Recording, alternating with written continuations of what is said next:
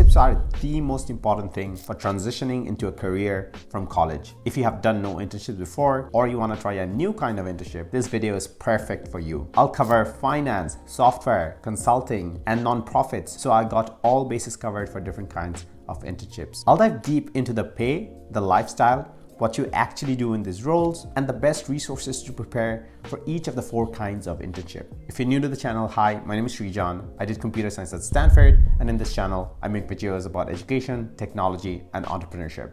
Let's get started. Consulting is a very popular career path right after college, so consulting internships are the hot cake of all internships. Consulting internships at the big 3, Mckinsey, Bain, and Boston Consulting Group, can earn up to $7,000 or $8,000 for undergrads and about $12,000 for MBA interns. Beyond these firms, there are other great firms. Deloitte and Accenture come to mind. They pay close to $5,500 to $6,000 per month. And beyond these, there are many kinds of boutique firms or firms that are specialized in a niche like tech consulting or software consulting. Those kind of firms can also pay about $5,000 to $6,000 a month to interns. What about lifestyle of a consultant?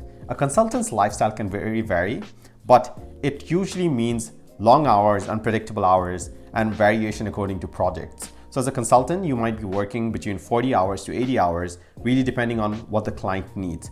And you might have variance in both when you do that work. On a project, there might be a lot of work, but on closing dates or like when a project is closed, there might be less work. But there also might be variance with regards to time. If your client is in, say, a different country, you might have to do calls at 1 or 2 a.m.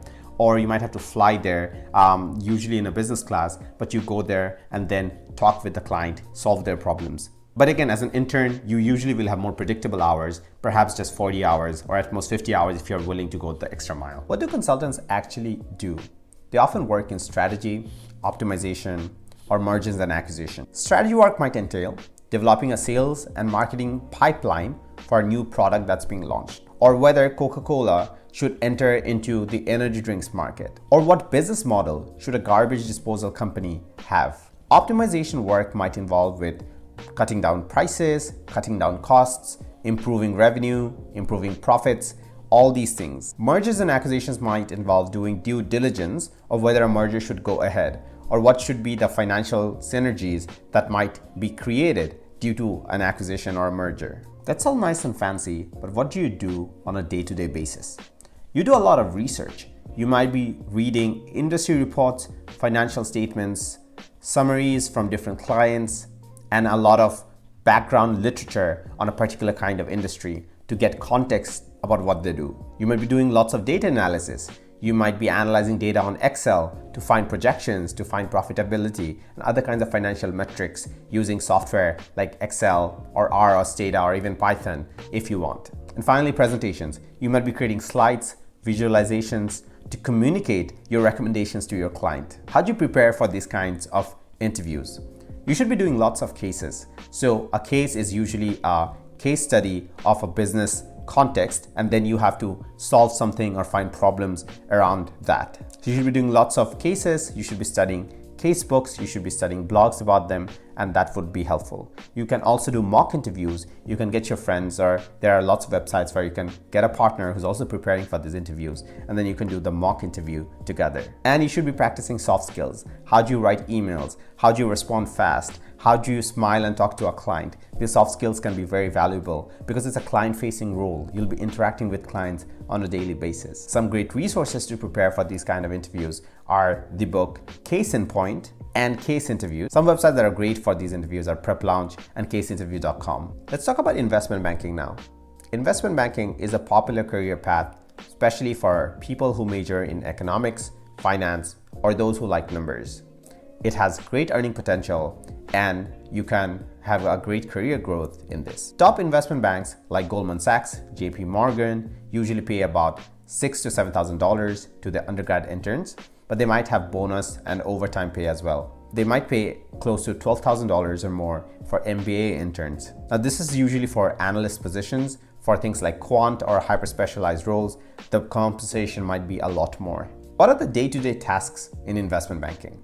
You might be conducting financial analysis that involves checking whether a company's finances are solid, reading through bank statements and discounted cash flow projections and other kinds of financial data that a company has. This might also include quarterly reports, annual reports to shareholders, and other kinds of data where really you get a solid understanding of the numbers and the financials behind a company. You might be communicating with clients. That means giving updates to clients about recommendations, recent trends in the market, and opportunities that you think are great for the client. You might also be giving strategic recommendations on what you think should be done on behalf of the client's financial goals. You might be executing deals on behalf of the client. Maybe a trade should go through, or maybe a stock should be bought.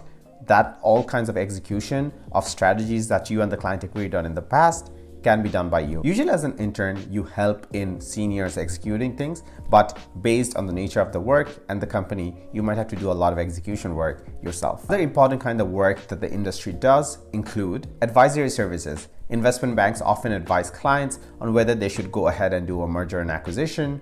They might often advise on pricing strategies or investment strategies that are best for the client. Investment banks also assist in capital markets, so whether a company should go ahead and go public, that means giving their shares to other people.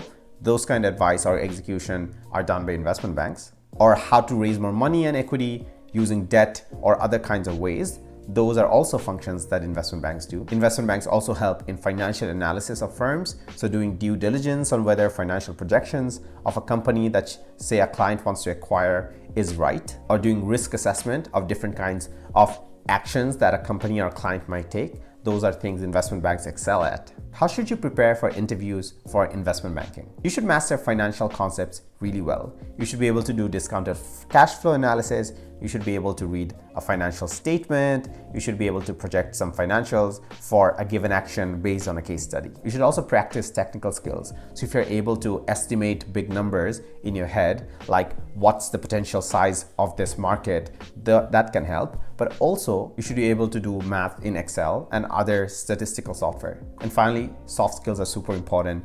Your presentation skills, how you write in emails, how you interact with clients, are you punctual? Those kinds of soft skills are also very important in investment banking as a career.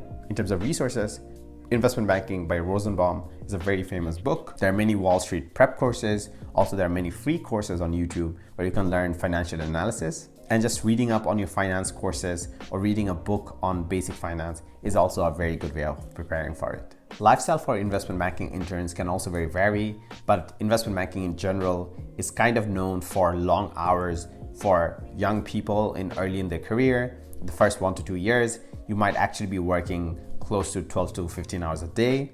You might also have very sporadic work. That means maybe you're not doing anything in the office from 2 p.m. until 8 p.m., but then you have a lot of work from 8 p.m. onwards because you have a client in Hong Kong and the stock exchange opens at a particular hour of the night and you might have to be active at that hour of the night. These things can really vary in IB. The upside is you learn a lot, you learn really fast, and you get the skills needed for a plethora of careers very soon. Software is eating the world, and it's no surprise that software engineering interns or product management interns or any interns in the tech field earn some of the most outrageous salaries imaginable for students. So in big tech companies, typically you can expect from $7,000 to $8,000 as a software engineering intern, but you get a lot of bonuses on top of it. You often get a housing bonus, you get a sign-on bonus, you might get a wellness stipend. There are a lot of other perks that are there to entice you to these kinds of internships. Startups also pay interns, but their pay can really vary. Startup pay can vary anything from minimum wage to say $50 an hour, but maybe the average figure in say California would be around $25 to $38 for startups. But startups vary a lot according to what stage they are in. The figures I just quoted are about seed stage startups with not a lot of money. Mature startups often pay in a rate that's commensurate with say big tech. What's your day in the life like as a tech intern, especially say software engineering intern? You basically do a lot of technical work. You write a lot of code, you write documentation, you make pull requests so others can see your code and interact with code. A lot of time is spent on reading code bases because these code bases are really large and have a lot of legacy code. So you are reading into old code and then you're making additions to old code. But you also spend a lot of time researching on what's the right approach of applying something or building a new system. And you write documentation so others or you yourself in the future can read and learn about what you had written code-wise a few months ago. So the main functions would be fixing bug, writing new code, and writing a lot of documentation so others can read and understand what was going on. Lifestyle-wise, it can really depend. Usually interns probably will work around 40 hours, but this work also has socials and other kinds of things.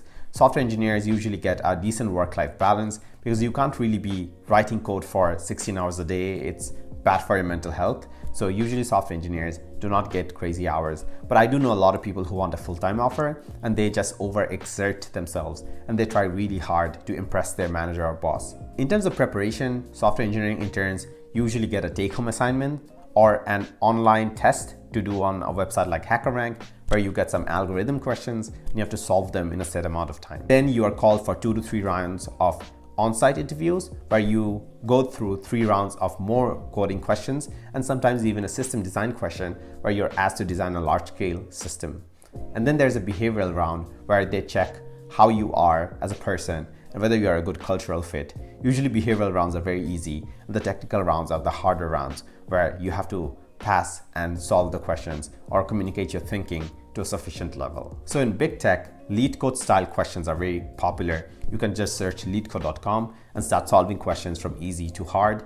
Most big tech companies will give you medium style questions. For startups, usually you get take-home assignments or they want a person who can come on day one and just contribute. So maybe they will ask you questions on making a full stack web application, whether you have front-end skills, back-end skills. Basically, startup interviews are closer to what you'll do on the job, but big tech internship interviews are for testing whether you have good problem-solving skills, and they don't expect you to make groundbreaking contributions from day one. Now, tech is a diverse field. There are many other kinds of roles. What I quoted was for software engineering. Then there are content writers, product managers, product marketing managers, and different kinds of roles. For every kind of role, the internship process and the interview process is different. Basically, product manager roles involve having interviews around product sense, root cause analysis, and maybe even business case studies similar to the consulting interviews. Now, there are some tech companies or some other traditional companies where you have a combination of math and software that results in a position called quant internships. And these are the most ridiculously paid internships there is. These positions are often dominated by people who are very good at math and very good at optimizing code. And these positions can pay close to $11,000 and more in 1 month. For example, I was checking levels.fyi and the highest paid role was a quant engineering role at Radix Technologies, where $160 per hour was paid. That's close to $25,000 a month. And if you do a 3-month internship, that's $75,000 in 1 summer. That's more than many people's annual income. And quant starting salaries can also be $400,000 to $800,000 at places like Jane Street and other kinds of places. But oftentimes these positions, in my experience, have been filled by people who are really good at math and who are really good at optimizing code. That means, say, good C++ skills, low-level coding skills, but also really good math skills. Often people who do Math Olympia dominate these, but that doesn't mean you can't try. If you prepare from early on, it's possible that you also get these roles. For not-profits, the internships can really vary. It varies according to the position, but also the kind of company. A lot of not-profits are, say, trying to do good social work, and a lot of internships they need are around content creation, marketing, administration, and other kinds of work. The pay can also vary based on the kind of the company, but in many cases you cannot expect top-of-line pay because they don't have massive budgets to especially spend on interns. So the pay is around minimum wage or maybe 30 to 50% more than that, but based on the company, it can also go way higher, maybe $30, $40. It really depends. In many cases, universities give stipends to work at nonprofits because it's a social good that the university is trying to support. So you might be able to get a research stipend that normal research students get over summer at universities by working at a nonprofit. So definitely check with your university if those kind of things are available for you. There are also internships with the government that don't pay usually crazy amounts like the tech internships, but also it's a decent pay and the work might be really valuable for anyone's career. All right, so that was a wrap about 4 kinds of internships. I think people should do internships based on interest And it's also a good idea to explore different kinds of internships. So maybe doing a consulting internship as a sophomore or junior, and doing other kinds of internships like a tech internships later on if you're a computer science student can be a helpful combination, because it helps you test different kinds of things and then you find out what you like. So I hope this video was helpful. If you want to find more content like this, subscribe to the channel. It will be really helpful for me and for you to find more content like this. And let me know in the comment section what other videos you'd like to see. See you next week.